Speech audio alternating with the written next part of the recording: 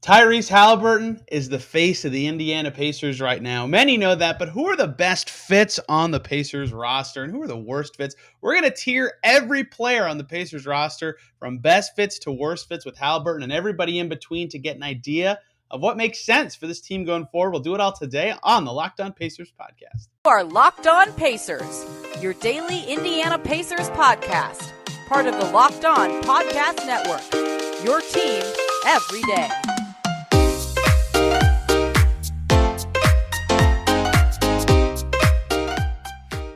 Welcome in to another edition of the Locked On Pacers podcast, where we, of course, talk about the Indiana Pacers. As always, my name's Tony East. I cover the team for Forbes and the West Side Community News. And today, we're going to do a project I've been wanting to do for about 2 months now, ranking the fit of every Pacers player on the roster with Tyrese Haliburton. Does this player fit well with Tyrese Haliburton, or poorly, or one of the best on the roster, or one of the worst on the roster? Why does this matter? Well, Tyrese Haliburton is the face of the Pacers franchise, the most likely player to dig them out of their rebuilding state in short order. For the Pacers, determining who those best fits are, seeing if anyone exceeds that fit expectation or is lower than it, is helpful for them in assessing talent in the future and figuring out who fits with them as they build their team out going forward. And with a younger team with a lot of guys who might make more or less sense, I think it's going to be a fun exercise to do. I must say, I took this idea from the DNVR guys who did it with Jokic, and they did an awesome job with it. I asked Adam Mares about doing it.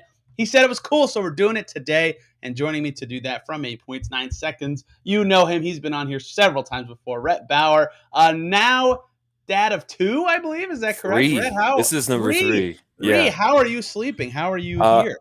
We're not sleeping. That's the beauty of it. If you just expect that you're not going to sleep, you get a pleasant surprise every hour or so. I gave Rhett homework. I made a link to do this. And if you're listening, by the way, you can actually participate in a Locked On Pacers episode for once. I'm going to post a tier list link on Twitter. You can make your own list of all these players. So how this works is there's an S tier, that's the best, and then it's like grading in school, A, B, C, D for the tiers, D being the worst, S being the best. Rhett made it, I made it. And if you're on YouTube, you'll see the pictures of our rankings at the end. But let's dive right in. We're going to go alphabetically through the Pacers roster, starting with none other than the Eurobasket darling who had 21 points today for Georgia against Bulgaria, finally recovering from that ankle injury he suffered in Georgia's first game. Goga Bitadze. Rhett, you can go first here. Where did you put Goga on your tier list of his fit with Tyrese Halberton? I put him as a C just because I'm not sure if Goga is actually a good NBA player. And so when it comes to grading him, it's like you can't put him very high if you're not sure he's actually good, which I know hurts you to hear, but you know, there's a lot of bigs on the roster, so he had to get a little bit of a bump down.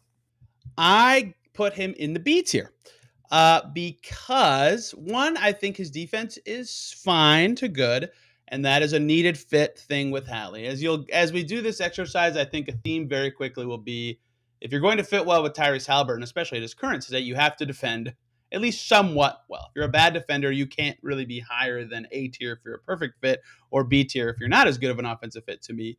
And I rate his defense well, I'm going to put him there. I also think he's got enough like girth and power and as a big man that all he has to do is be a little better at screening and he'd be a good fit because he does read the game well and understand when passes are coming, even if he sometimes is a little too slow to match Halberton. But that's what limited him from being higher to me, is he doesn't match the speed of the game, both with his physical speed and sometimes his processing speed, to be higher than that. So, if he can be a little more of an, that enforcer type and a little quicker this year, yeah, that could move up. Like, in theory, any big could fit with a great passing point guard. He just doesn't have all the physical tools to be there yet, and is lacking, especially, this is a big one, hasn't hit the shots yet, right? If you can't hit the threes, you're not a pick and pop threat.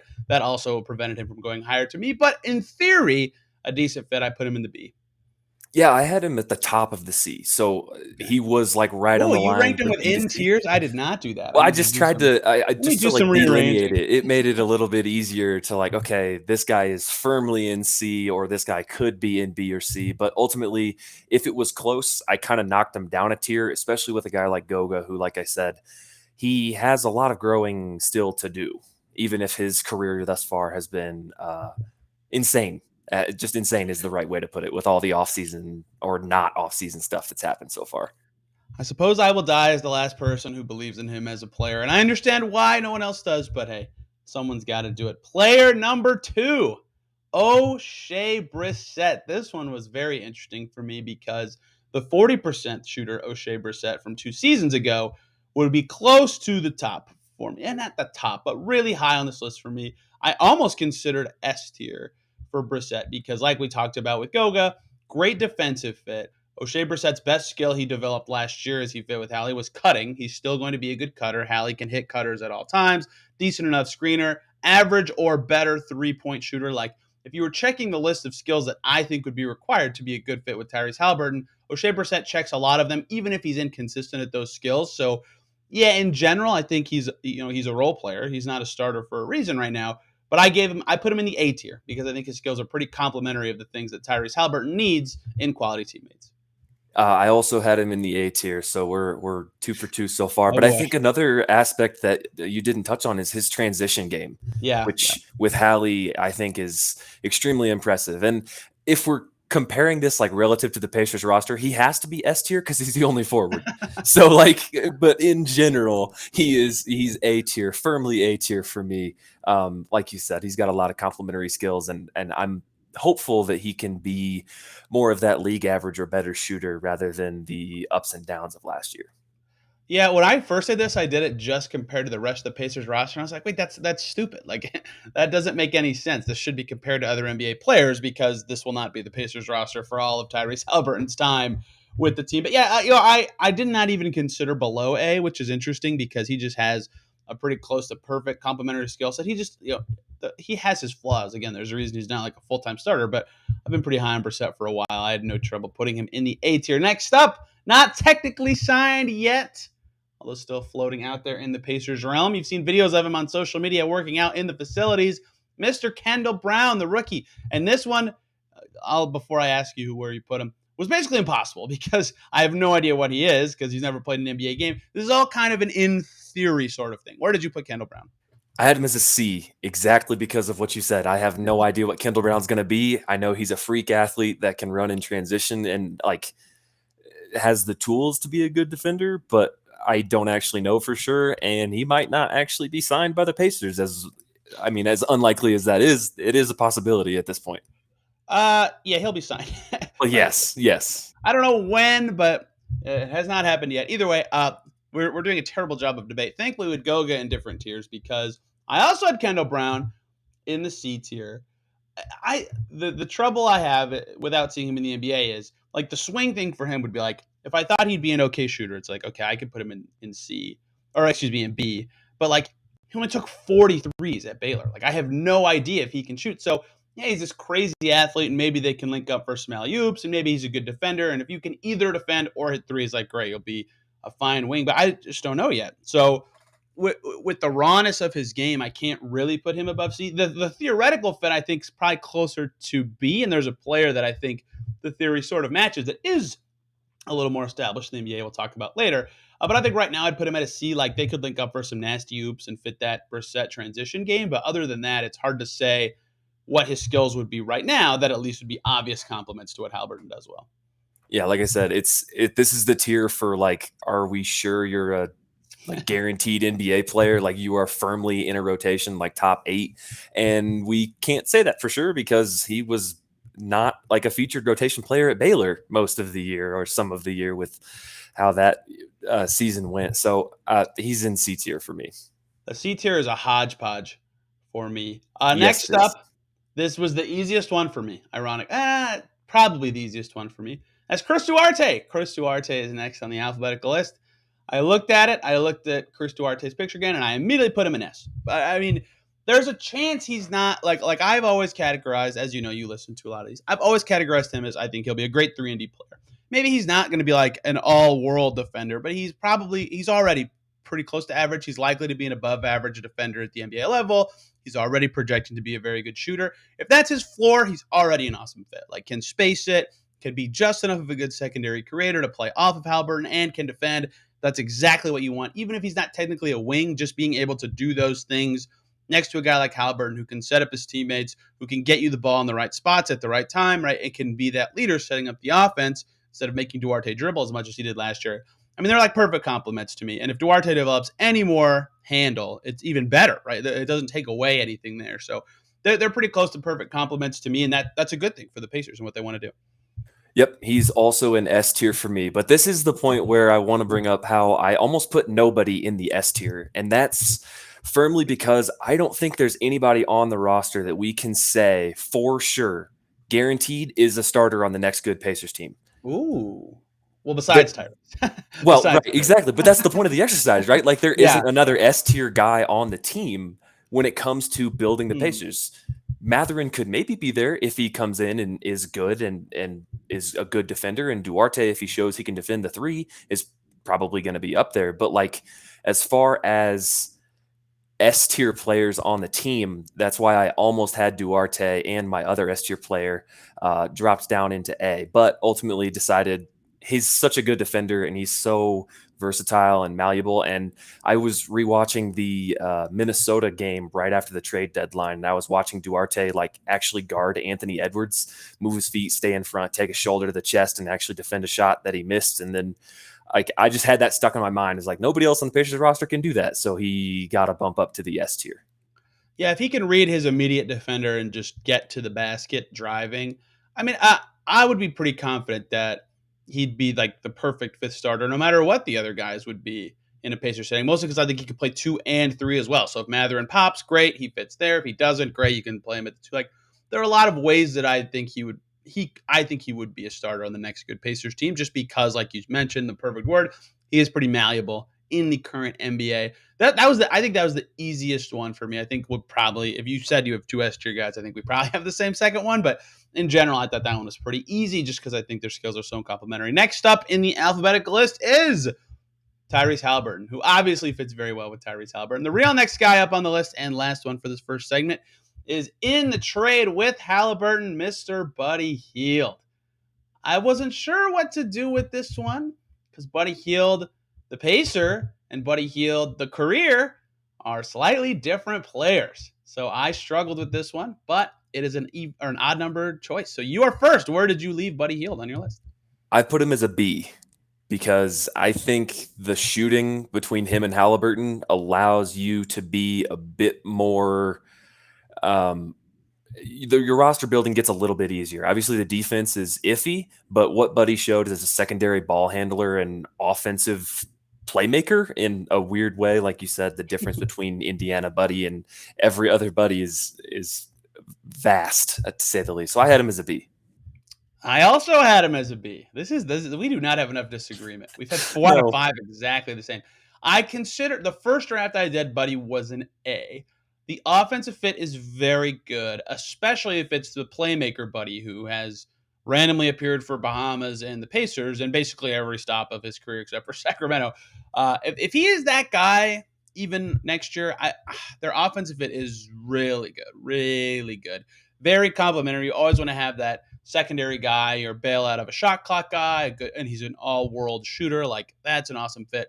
I put him in a B in the end because even with those awesome offensive fits, like, man, is that a terrible defensive backcourt. Like, sometimes I think about Buddy Hield, and like I know he played really well for the Pacers, and it's easy to kind of promote him when discussing trades in that way. But I mean, their defensive rating with him on the court last year was like 122, like insane, like worst defense ever, like NBA history level. If that lasts for a full season, and that's obviously wouldn't last for a full season, it's an insanely high number, but it was very terrible. Like, he is not a good defender.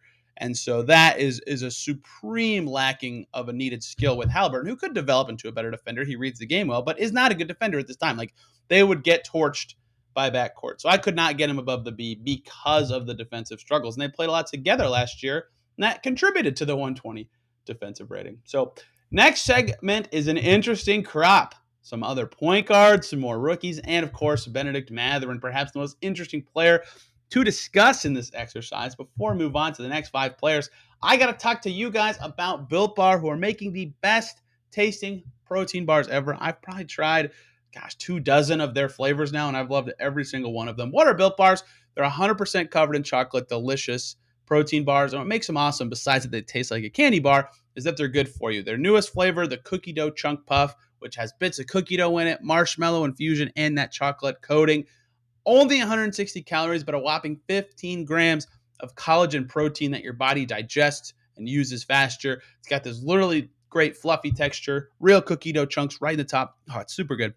My favorite's the peanut butter brownie. They've got some fruit flavors. They've got something for everybody. They're all healthy and delicious. Or a mixed package if you want to try a lot of their most popular flavors. You can get them at built.com, BUILT.com. Use the promo code LOCKEDON15 when you're checking out. You'll get 15% off your order of Built Bars. That promo code, again, is LOCKED15 for 15% off at built.com. Rhett, this group of five is going to be the most interesting group of five to discuss to me, given the age of these players. Only one old guy, some key rookies, a new pacer in this group, which is very fascinating. And first up is one I really struggled with. This was one of the harder ones for me. That's Isaiah Jackson, the second-year man. On one hand, the thing that it seems like they would be the best at, alley-oops. A perfect fit. Awesome. Hell yeah. The Pacers haven't had that kind of passer lob threat in years. On the other hand, the shot is TBD, probably not going to be a skill for Isaiah Jackson, at least for a while. The defense looks great and switchable, but also there's some foul concerns. When's that all going to materialize? Is it going to be a Jaren Jackson situation? Maybe it never materializes. He's still a great defender, though. Because I think he can play 4-5, and I think the defense is great. I thought about S tier here.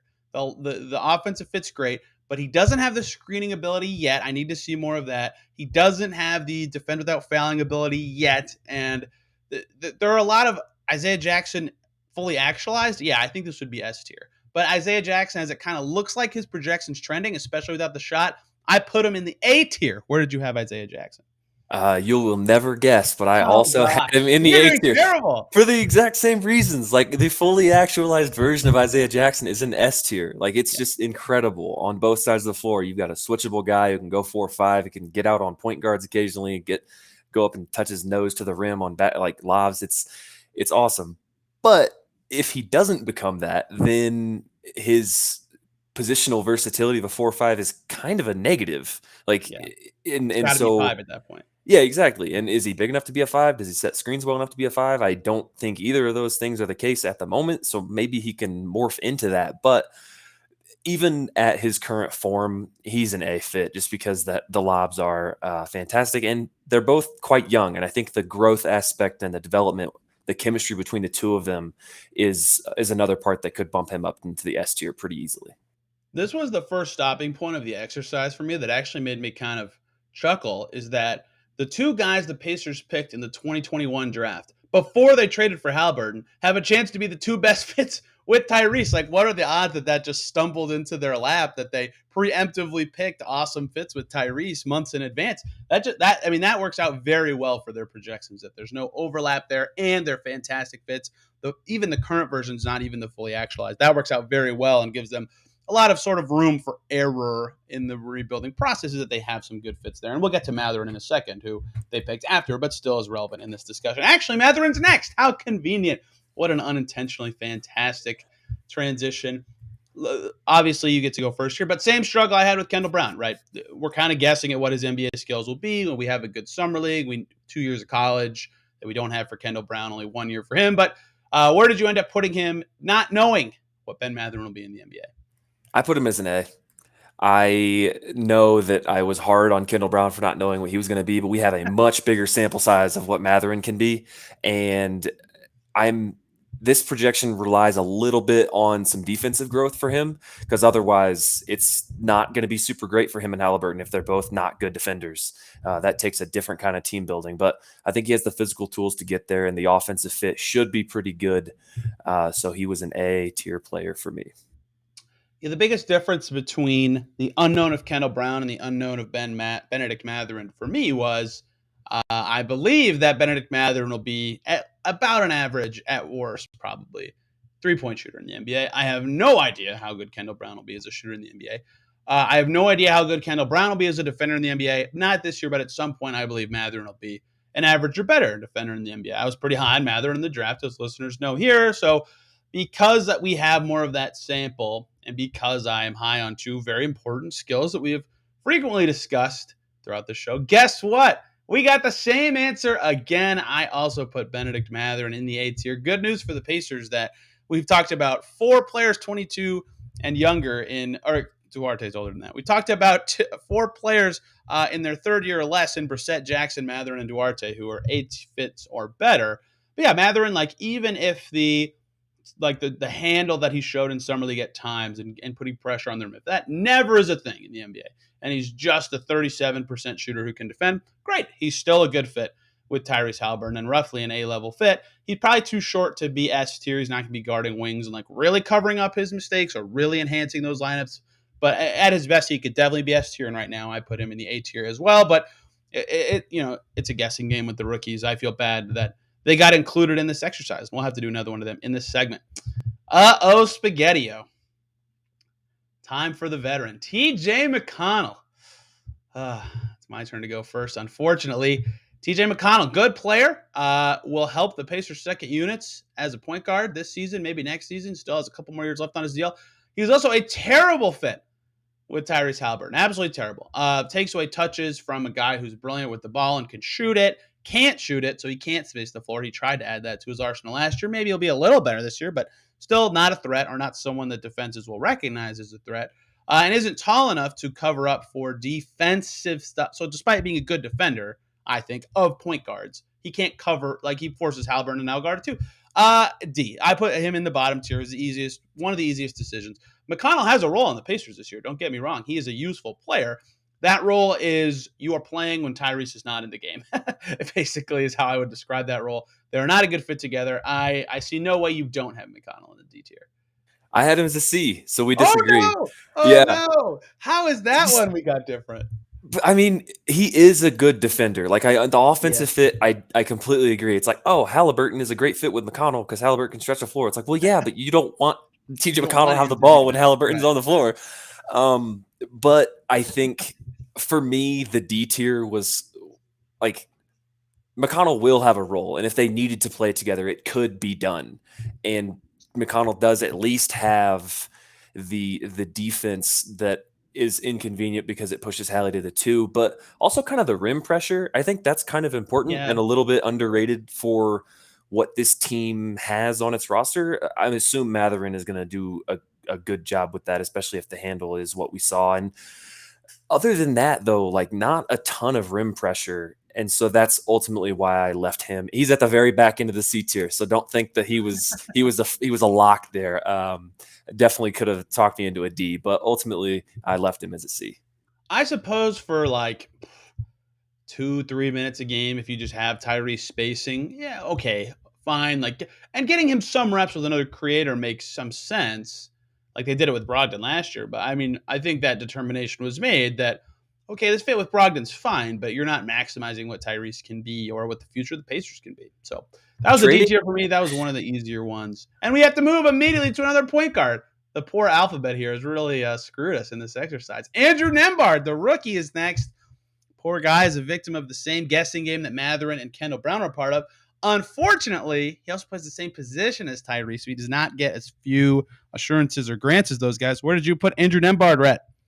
I had him as a C as well. Back end C. Probably should have been a D because he cannot shoot. I don't know if he's going to be able to defend at the NBA level, but he's at least 6'5"-ish. He's like decent size.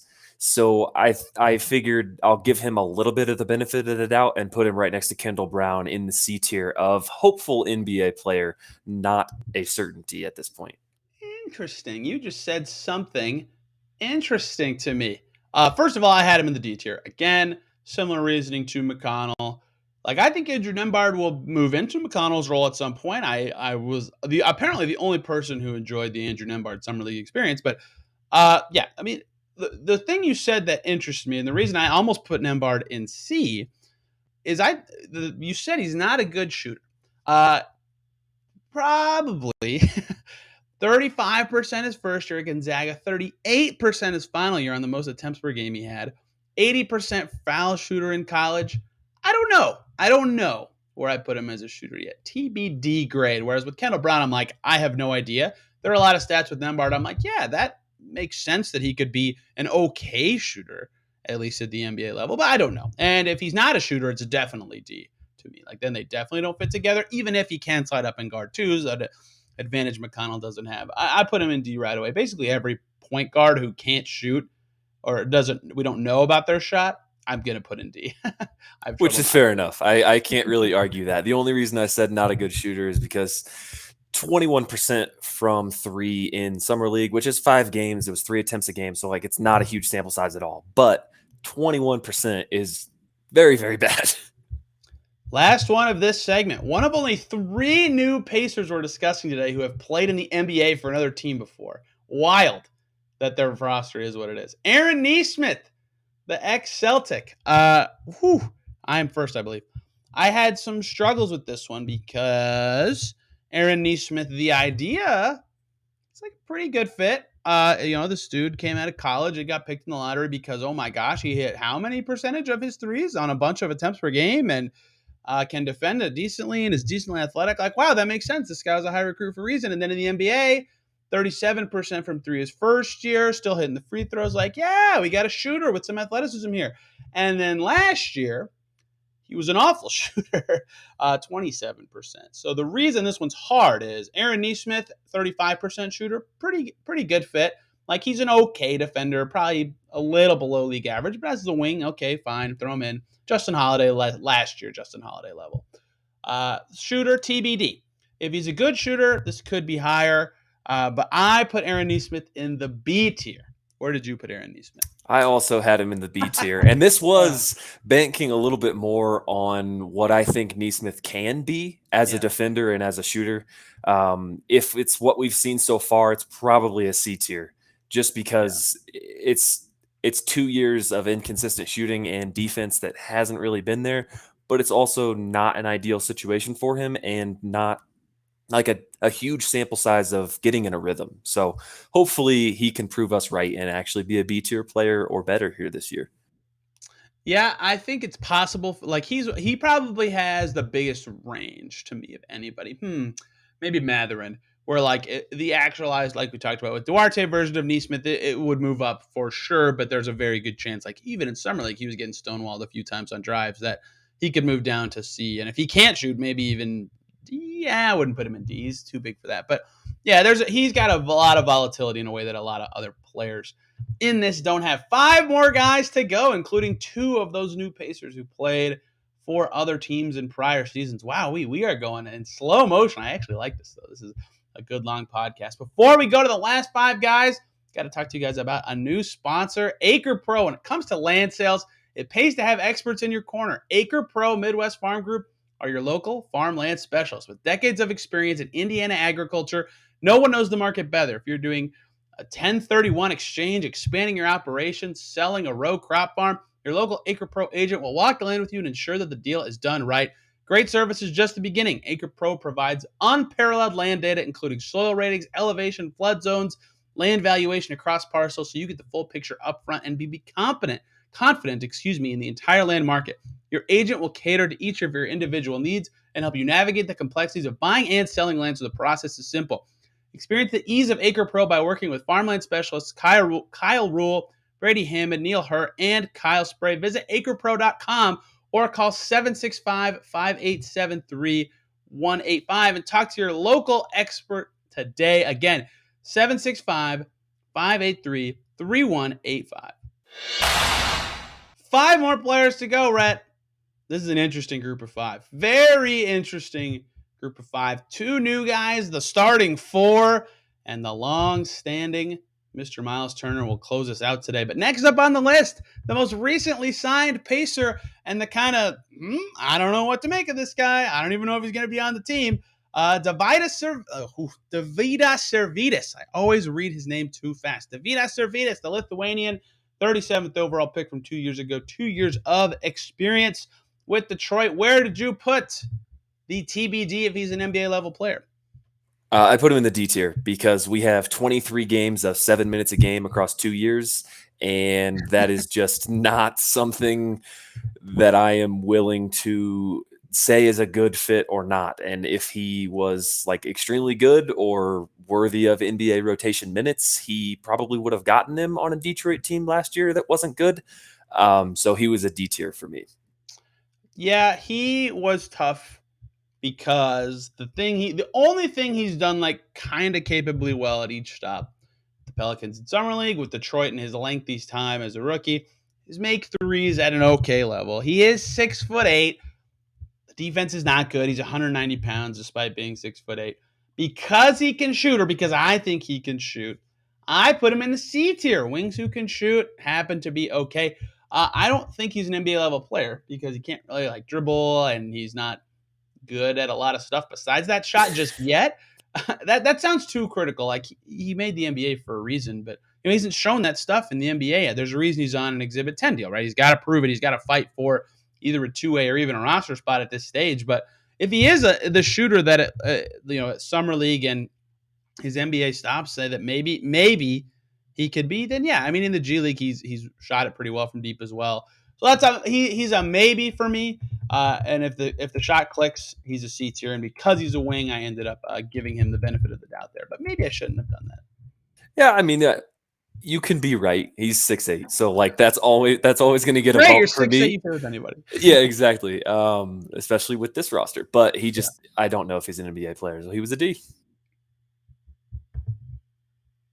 37%, there it is, on over 6 attempts in the G League. Killed it with the Pelicans in Summer League. 36% his full NBA season with Detroit. Like, that's a pretty decent resume to be an okay shooter to me. Even if last year with Detroit in his like 2 or 3 games it didn't go well. In general, I sort of buy that the shot could be something. Everything else, I don't know, but the shooting is enough that I put him in C. And in general, I gave Wings a little bit of a bump for me and Wings in this exercise. Next up, this one was a tough one for me. One of the toughest. The new starting power forward, Jalen Smith. Where did you end up putting the young project, former top 10 pick? Oh, I'm first this time. Hey, never mind. You don't get to go first. Jalen Smith was tough for me because if he's still a 37% shooter, his defensive mobility was solid last year. That's probably an A-tier fit in terms of the stuff he provides and the way he would fit. At the 4, I don't know if he'll be a plus defender. I don't know if I buy the shot yet. He kind of had, as I've talked about on the show, really strong shooting start and then a really crummy shooting finish with this team. So with those question marks still there and his screen setting ability being pretty rough so far, and he won't be setting that many screens at the 4 anyway, but he'll play the 5 some this year. I put him in the B tier, but I thought about a couple grades for him just given what he could be, but as of now, I put him in the B tier.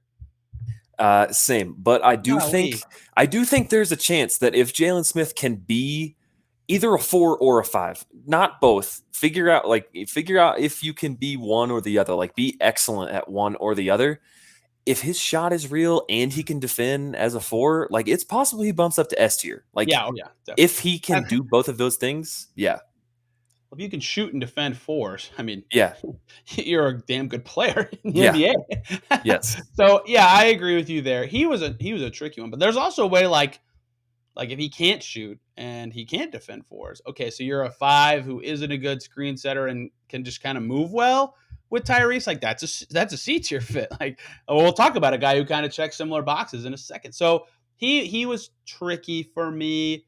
He kind of has a big range like Nesmith because what the actualized version is, yeah, okay, that's a pretty good fit. But what he is now is tough to say. But if you say some of those skills turn out good and some turn out bad, put him in the middle.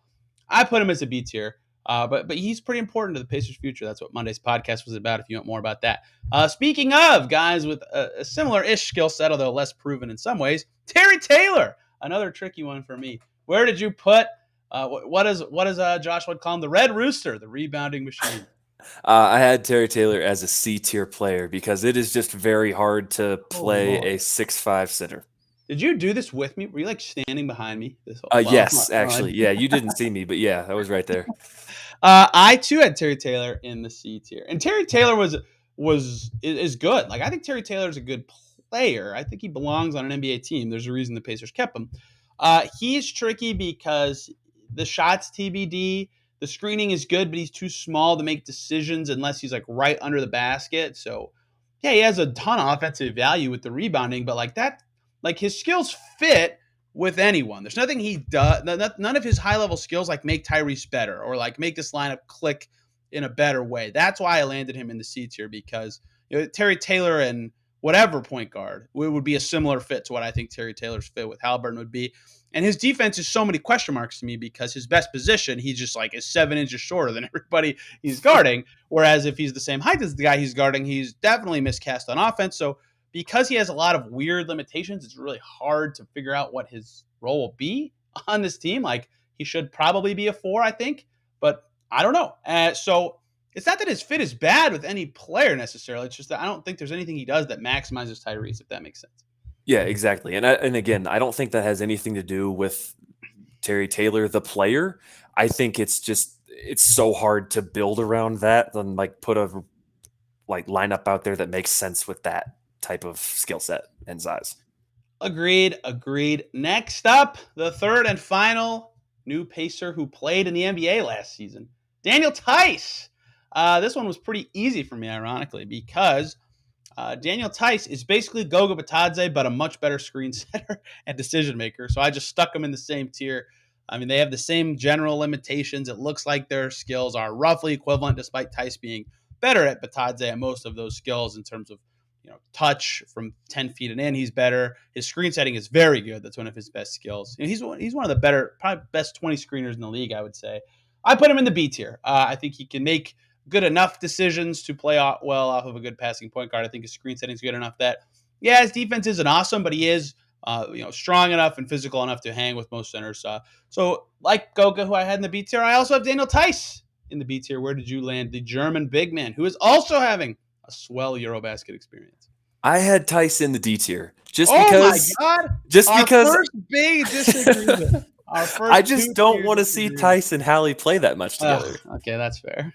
Like that's what it is. Like their fit is great, like right next to each other on the bench. But other than that, I'd really rather not see that much. But really, like Theis isn't a great defender at the 5. He is stocky and he's big, so he can do that. But he's also not a great shooter. Being a good screen setter compensates that for a little bit, but I just didn't really want to see Hallie and Theis fit together, so I put him in the D tier. Yeah, there's a chance that Daniel Theis and Justin Holiday are like the same height, and you never would have stuck Justin Holiday on 5s. And Daniel Theis is like 40 pounds heavier. Like he is fine at a lot of center things. He's been on like good teams. He's done well in the Bulls and well in the Celtics for a reason. Like he's a good NBA player. But he's not he has a lot of the Terry Taylor limitations to me, where it's like nothing he does well is like, oh, that's going to make Tyrese way better. But because he's such a good screen setter, which is, I think Terry Taylor could get better at that, I ended up putting him in the B tier. Very similar to Goga reasoning for me. One more player, and I mean, we both said we have 2 players in the S tier, and we've only done one already, so everybody kind of knows the answer. But you get to go first. Miles Turner, potentially the Pacers' best player, depending on how Haliburton's season goes. Where did you end up putting Mr. Turner as we approach the season? He was in the S tier for me. Same story as Duarte, similar skill set, stretch the floor, good defender, great defender. And I almost had him as an A tier player because I'm not sure he's going to be on the Pacers. So like, it's hard to say he's an S tier when he's not a for sure building block, but his skill set is exactly what you want with Haliburton. So he's S tier for me. If Turner was a really good screen setter, it's like basically the perfect big man fit with Tyrese, right? Like can free him up for driving lanes with screens, and he's an okay screen setter, but probably average. Can pop, can do just enough in the short roll, can make decisions and make 2 dribble moves with the ball. Like that is like Rashawn Holmes was a really good fit with Hallie because of most of those things. He's a little bit better in the mid range, but couldn't shoot as well. Defensively, he's like one of the best. Every good defensive center is a good fit with Hallie. But yeah, I mean, he's one of the best 10 defenders in the entire NBA. Great, that's a perfect fit with most teams. Covering up for Tyrese will be one of Miles Turner's biggest jobs this season. He's covered up for some crappy point guard defense like Karis LeVert's and Jeremy Lamb's in years past. I'm sure he can do similar with Haliburton. But yeah, this one was easy for me. I mean, if you're a really good defender, I think you'll be a good defender and you can shoot, which Turner and Duarte can. Great. Even if none of the rest of your skills end up blending with what he does well, those 2 are enough to space the floor, make his life easier, and cover for his deficiencies, that you are an awesome fit. So because Jackson can't shoot, because Brissett sort of TBD, because we don't know about Mathurin, I couldn't move them up. But everybody else, I think, that's sort of the rubric that I started with for this. Yeah, pretty easy. And I think most importantly with Halliburton, I think you're right that he can be a good defender, but right now, I think he just gambles so much that having a guy like Miles behind him, both as the quarterback of the defense and able to help so much on at the rim, but also stunting out at people and just being so good at that two-man game that it's not just be a good defender. It's Miles specifically what he does is great for this version of Halliburton, who really likes to try to play passing lanes and is not always successful. I think the big learners this year, that's the wrong word. Matherin and Hield are my big two in terms of learning. Like, okay, let's pretend Buddy and Tyrese does awesome together this year. Like, okay, you don't necessarily need the best defensive guard next to him if the offense is just so good that it doesn't matter. Or with Matherin, for example, like if he can't shoot but he can defend, like okay, what sort of level or skills do you need from the guy right next to him? Does Duarte need to be that guy? In terms of the bigs, I mean, I think it's really obvious in general, but like maybe Goga clicks with him and I ease back on my. You have to be at least sort of quick, because he makes quick decisions. The ball's coming out, like you got to be in the right spot. If him and Goga end up clicking in the minutes they play together, because Turner will get hurt at some point. He always does. If they end up clicking, then like okay, I'll ease back on that, and Goga could move up, especially if he can shoot. But I think those are the three biggest swing players to me in terms of how I would view Haliburton and players that fit with him, not just in a Pacers ecosystem, but in general as they build their roster going forward. And I think that's the biggest thing with all of these players is it's not the name on the back of the jersey or the player themselves. It's literally the skill set, which is why I'm so interested to see, like I want to see Miles and Hallie play together because I want to see what that looks like. I want to see O'Shea out there at the 4 to see what a forward looks like. And if Jalen Smith can be that, then that's awesome too. But you have to find the skill sets and you're going to have to capitalize on it quick to build this roster out and be ready to contend with Hallie, who's going to get expensive here soon. Yes, extremely soon. 12 months from now, Tyrese Haliburton will be a $150 million man, most likely. So, yep. You got to figure out these fits pretty quick. And those three players, and Neesmith to an extent, although you kind of know what wings are the ones that's like if their fit's really good, you learn a lot. And if it's not very good, you also learn kind of a lot. I have nothing else here, but what I will do, one, if you're on YouTube, you get the advantage of. Here is my tier list with their lovely faces in their right spots. And here is Rhett's with their lovely faces in the wrong spots because, he made some critical errors along the way. So one thing I'll say is if you enjoyed this and you're still listening, I will tweet the link to the tier list. You can make your own and share it with us on Twitter, which will be fun. He's at Rhett_Bauer, and I am at TEastNBA. So this one is more interactive, which I like. I haven't done anything like this like ever. So please submit to me your tier lists and don't do anything stupid. Rhett, you got anything else you want to add? No, not at all. I really loved this exercise, even if it did require homework. So I'm glad to be a part of it.